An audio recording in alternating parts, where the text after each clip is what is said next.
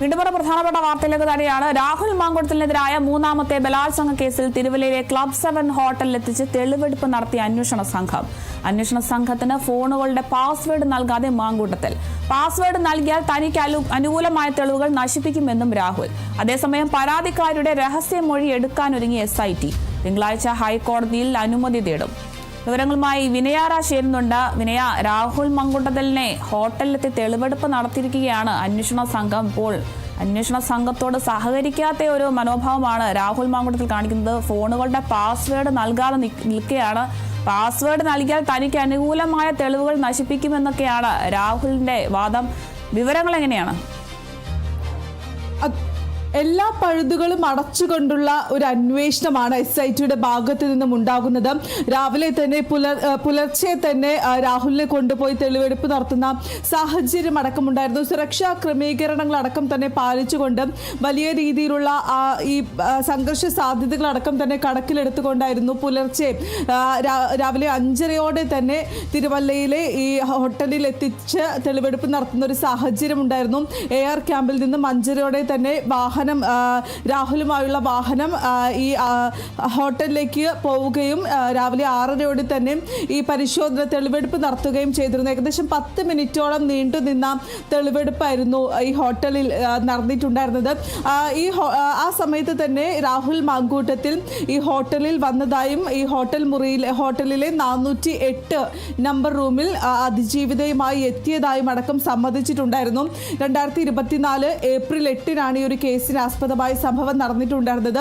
ആ ദിവസം താൻ അതിജീവിതയുമായി ഹോട്ടൽ മുറിയിൽ എത്തിയിട്ടുണ്ടായിരുന്നു. സംസാരിക്കുക മാത്രമാണ് ചെയ്തതെന്നായിരുന്നു അന്വേഷണ സംഘത്തിന് രാഹുൽ നൽകിയ മൊഴി എന്ന് പറയുന്നത്. അതേസമയം തന്നെ അന്വേഷണ സംഘം ചോദിക്കുന്നുണ്ട്, പക്ഷേ പരാതിക്കാരി നൽകിയ പരാതിയിൽ ബലാത്സംഗം ചെയ്തു അല്ലെങ്കിൽ പീഡിപ്പിച്ചുവെന്നാണ് പരാതി നൽകിയിരിക്കുന്നത്. അതിനെക്കുറിച്ച് എന്താണ് പറയാനുള്ളതെന്ന് രാഹുലിനോട് ചോദിച്ചപ്പോൾ വെറും ഒരു ചിരി മാത്രമാണ് രാഹുൽ മറുപടിയായി നൽകിയിട്ടുണ്ടായിരുന്നത്. അതിനുശേഷം പിന്നീട് മാധ്യമങ്ങൾ ചോദിക്കുന്നു, എന്തെങ്കിലും പറയാനുണ്ടോ രാഹുൽ, ഇത് രാഷ്ട്രീയ പ്രേരിതമായിട്ടുള്ള കേസാണെന്ന് തോന്നുന്നുണ്ടോ തുടങ്ങിയ കാര്യങ്ങളടക്കം മാധ്യമപ്രവർത്തകർ ചോദിക്കുമ്പോഴും ഒരു ചിരി മാത്രമായിരുന്നു രാഹുൽ മാങ്കൂട്ടത്തിൽ നൽകിയ ഒരു ഉത്തരം എന്ന് പറയുന്നത്. അത്തരത്തിൽ ഈ രാവിലെ തെളിവെടുപ്പടക്കം തന്നെ പൂർത്തിയാക്കിയിരുന്നു. ഈ അന്വേഷണ സംഘത്തിനുള്ള മറ്റൊരു വെല്ലുവിളി എന്ന് പറയുന്നത് രാഹുൽ മാങ്കൂട്ടത്തിൽ നിലവിൽ ഇതുവരെയും ഫോണിന്റെ പാസ്വേഡ് ഒന്നും തന്നെ കൈമാറിയിട്ടില്ല. കൂടാതെ തന്നെ രാഹുൽ മാങ്കൂട്ടത്തിന്റെ ലാപ്ടോപ്പ് എവിടെയെന്ന ചോദ്യത്തിനും ഉത്തരം നൽകിയിട്ടില്ല.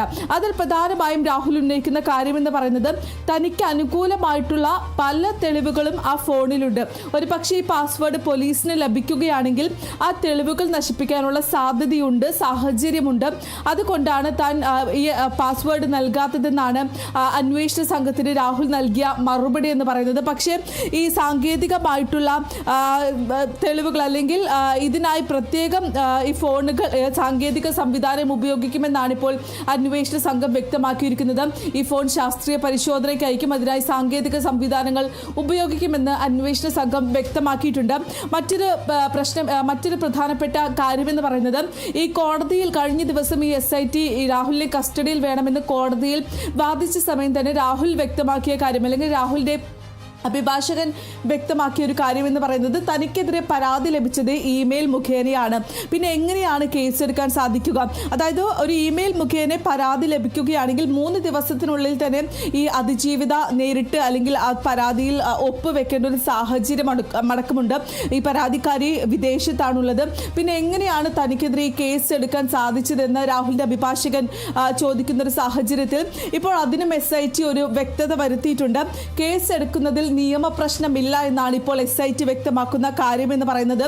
ഇമെയിലിനൊപ്പം തന്നെ ഈ സിഗ്നേച്ചർ ഉണ്ട്. അതുകൊണ്ട് തന്നെ കേസ് എടുക്കുന്നതിൽ യാതൊരു തരത്തിലുമുള്ള ബുദ്ധിമുട്ടില്ല എന്നാണ് ഇപ്പോൾ SIT ഈ കാര്യത്തിൽ വ്യക്തമാക്കിയിരിക്കുന്ന ഒരു കാര്യമെന്ന് പറയുന്നത്.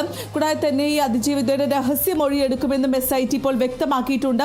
തിങ്കളാഴ്ച ഇതിനായി തന്നെ ഹൈക്കോടതിയിൽ പ്രത്യേകം അല്ലെങ്കിൽ അനുമതി തേടുമെന്നാണ് ഇപ്പോൾ SITയുടെ ഭാഗത്ത് നിന്നും വരുന്ന ഒരു വിശദീകരണം എന്ന് പറയുന്നത്. ഈ പരാതിക്കാരി നിലവിൽ ഇപ്പോൾ വിദേശത്താണുള്ളത്. അതുകൊണ്ട് തന്നെ ഈ ഇന്ത്യൻ എംബസി വഴി വീഡിയോ കോൾ വിളിച്ച് പരാതിക്കാരിയുടെ രഹസ്യ മൊഴി എടുക്കും എന്നാണ് ഇപ്പോൾ SIT വ്യക്തമാക്കിയിരിക്കുന്ന കാര്യം. ഇതിനു വേണ്ടി ഹൈക്കോടതിയെ സമീപിക്കും. അത് ഉടനെ തന്നെ തിങ്കളാഴ്ച തന്നെ ഈ അനുമതി തേടി അതിജീവിതയുടെ രഹസ്യമൊഴി എടുക്കാനുള്ള അനുമതി തേടി ഹൈക്കോടതിയെ സമീപിക്കുമെന്നാണ് ഇപ്പോൾ SIT വ്യക്തമാക്കിയിരിക്കുന്ന പ്രധാനപ്പെട്ട ഒരു കാര്യം എന്ന് പറയുന്നത്. കൂടാതെ തന്നെ പാലക്കാടേക്ക് ഇന്ന് തെളിവെടുപ്പിന് കൊണ്ടുപോകാനുള്ള സാധ്യത കാണുന്നില്ല.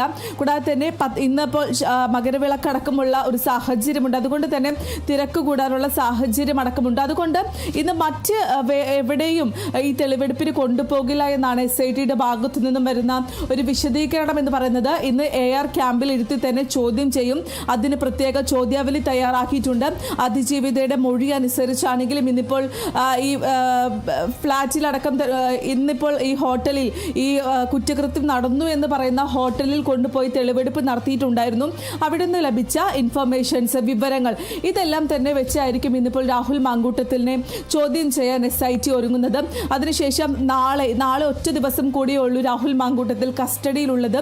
അതുകൊണ്ട് തന്നെ ഇനി നാളെ ആയിരിക്കും അല്ലെങ്കിൽ എവിടെയെങ്കിലും കൊണ്ടുപോയി തെളിവെടുപ്പ് നടത്തണോ എന്ന കാര്യത്തിൽ ഒരു തീരുമാനമെടുക്കുകയുള്ളൂ. നാളെ വൈകുന്നേരത്തോടു കൂടി തന്നെ രാഹുൽ മാങ്കൂട്ടത്തിലിനെ കോടതിയിൽ ഹാജരാക്കേണ്ടതുണ്ട്. വളരെ പരിമിതമായിട്ടുള്ള ഒരു സമയം മാത്രമാണ് SITയെ സംബന്ധിച്ചുള്ളത്.